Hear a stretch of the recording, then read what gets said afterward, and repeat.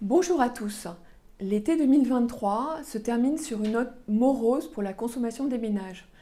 La pression budgétaire qui pèse sur leurs dépenses alimentaires ne faiblit pas, compte tenu du maintien de l'inflation qui atteint désormais en août sur 2 ans plus 20,2% en alimentaire et plus 19,9% en viande.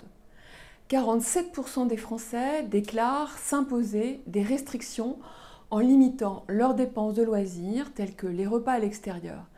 La restauration à domicile voit d'ailleurs son rythme de progression en chiffre d'affaires ralentir par rapport au début d'année. En consommation à domicile, si seulement 25% des Français indiquent se limiter sur l'alimentation, le recul de la consommation en produits frais libre-service se poursuit avec moins 1,9% en août 2023 sur un an.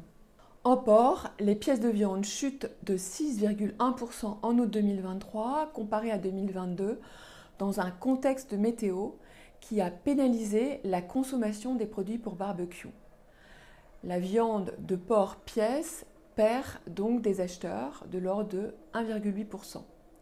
En bœuf, après l'embellie de juillet, les volumes de consommation se rétractent de 0,7% en août sur un an.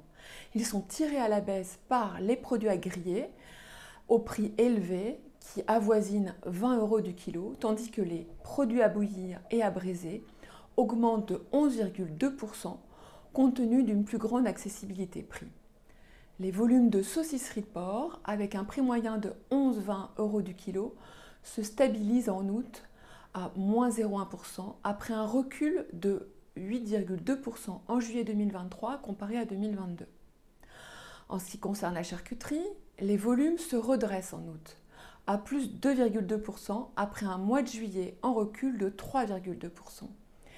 Les consommateurs ont acheté de la charcuterie plus souvent et en plus grande quantité par acheteur. La plupart des familles de produits renouent sur le mois avec la croissance dans un contexte où l'arbitrage prix prend une place majeure. Les produits les plus économiques, tels que les lardons poitrine bacon ou les saucisses pâte fine, continuent à tirer la catégorie vers le haut avec des croissances importantes de l'ordre de 12,4% et 11,6% en août sur un an. Néanmoins, d'autres familles participent également à l'augmentation des volumes en charcuterie, tels que les pâtés avec plus 4,9%, les rillettes plus 3,1%, les andouilles et andouillettes à plus 6,1%. Les jambons crus et secs se stabilisent après plusieurs mois de recul. En revanche, le jambon cuit se rétracte fortement à moins 4,2% et absorbe l'essentiel des pertes. Lui aussi pénalisé par la météo et par conséquent une moindre consommation en snacking. Par marque, la croissance des premiers prix se poursuit à un rythme soutenu à plus 6,7% en août sur un an, tiré notamment par l'Hypermarché dans un contexte d'incitation de la grande distribution à la mise en place d'actions de soutien au pouvoir d'achat.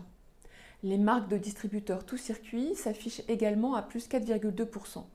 Dans le même temps, les volumes des marques nationales parviennent juste à se maintenir à plus 0,5% sur un an. Concernant cette fois les circuits de distribution, la quête de prix profite au circuit des généralistes. La période de la rentrée a en effet conduit les consommateurs à privilégier l'hypermarché pour leur consommation en charcuterie avec une hausse de ses volumes de 4,1%. Le supermarché n'est pas en reste et affiche quant à lui plus 3,5%. Porté par les arbitrages des Français vis-à-vis de la limitation de leur mobilité, les points de vente de proximité et le e-commerce en particulier, quant à eux, poursuivent leur progression en volume avec des hausses respectives de plus 14,4% et plus 4,5%. En revanche, les artisans, bouchers, charcutiers continuent à souffrir à moins 9,2%. Donc au bilan, si le porc conserve en fait une position de protéine économique, la crise favorise les comportements d'arbitrage entre maîtrise des dépenses, report vers des produits plus abordables, un consommer moins, notamment sur les produits d'impulsion, et la recherche de bénéfices autour du plaisir. À bientôt pour un prochain point sur la consommation des produits du porc.